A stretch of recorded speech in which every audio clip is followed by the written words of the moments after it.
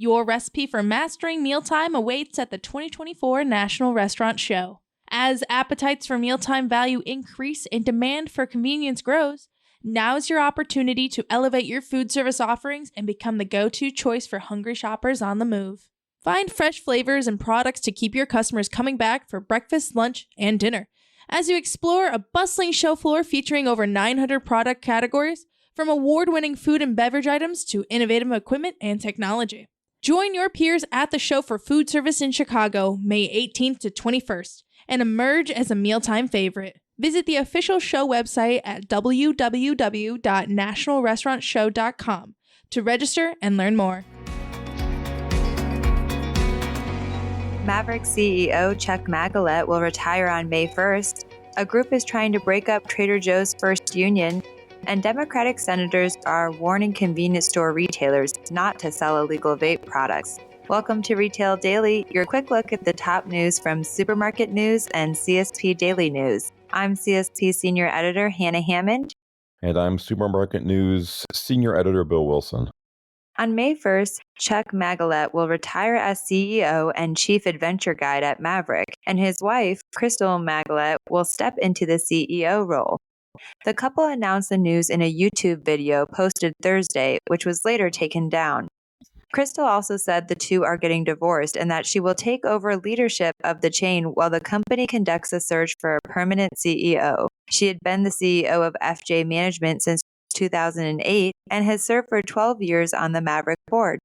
Workers at a Trader Joe's in Hadley, Massachusetts were the first within the company to form a union in 2022, and now there's a group that wants to break it up. The attempt to decertify has been going on for months, but has intensified in the wake of a National Labor Relations Board hearing where the union, Trader Joe's United, is accusing the Hadley store of mistreating employees following the formation of the union. The group that wants to decertify, which consists of both current and former employees, claims it has 30% of staff support to support the dissolution of the union. That percentage is enough to force a vote, but so far, the group says it's choosing to wait until it reaches the 50% approval needed to dissolve the union and stop the NLRB hearings. A group of Democratic senators, led by Dick Durbin of Illinois, are taking on the sale of illegal vape products. They sent letters to 22 top convenience store chains and wholesalers, including 7-Eleven, Circle K, Casey's, and more, reminding them of their obligations and legal liability under the Family Smoking Prevention and Tobacco Control Act, and highlighting, quote, the apparent widespread violations of federal law that prohibits the sale and distribution of unauthorized tobacco products at convenience stores, gas stations, and other retail outlets across the nation. 3 fish suppliers named in a lawsuit accusing Wegmans of unfairly copying an existing Manhattan fish market have now filed their own countersuit. The New York-based law firm Gross Schumann PC filed counterclaims Thursday on behalf of Cullimer USA, Culinary Collaborations, and Red Shell Sushi. The initial lawsuit, filed February 9th in New York State Supreme Court by Yuji Haraguchi, accused the 3 suppliers and Wegmans food markets of unfair competition and poaching Haraguchi's business secrets. Kroger's Mid-Atlantic Division Associates and the UFCW Local 400 Union have reached a new agreement. The deal includes a starting wage increase to $13 per hour for new employees. The new deal will affect about 3,000 workers at 38 stores in West Virginia, Kentucky, and Ohio. A U.S. District Court judge in Iowa on Thursday ruled in favor of Hy-Vee in a class action suit alleging that the retailer overcharged participants in its 401k retirement plan. The suit had claimed that Hy-Vee had assessed excessive fees for record keeping in its administration of the plan, which was managed by Principal Life Insurance Company. The court, however, ruled that Hy-Vee had done appropriate due diligence in researching the administrative fees and in fact had reduced the fees during the period in question from 2016 to 2022. Henry J. Harry McHugh, who held many roles at Wawa, died at home on March 5th at age 80. McHugh was recruited by Richard Wood, current Director of Government Relations and Sustainability at Wawa, to be director of the Information Technology Department at the convenience store chain in 1973, as the company was just starting in the C-store channel. McHugh spent 38 years at the company and retired in 2011. Walmart has announced the planned opening of its third owned and operated milk processing facility in Robinson, Texas. The new facility is slated to open in 2026, and Walmart estimates the opening will create nearly 400 new jobs for the area.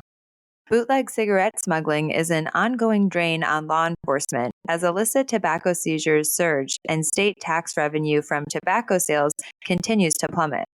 That's according to a new report by the Massachusetts Illicit Tobacco Task Force. The ITTF report details a February bust that included 29 search warrants on businesses, residents, vehicles, individuals, and bank accounts. Despite enforcement efforts and the hard work done by the Illegal Tobacco Task Force, smuggling of untaxed tobacco products remains a significant challenge. That's according to Peter Brennan, Executive Director of the New England Convenience Store and Energy Marketers Association.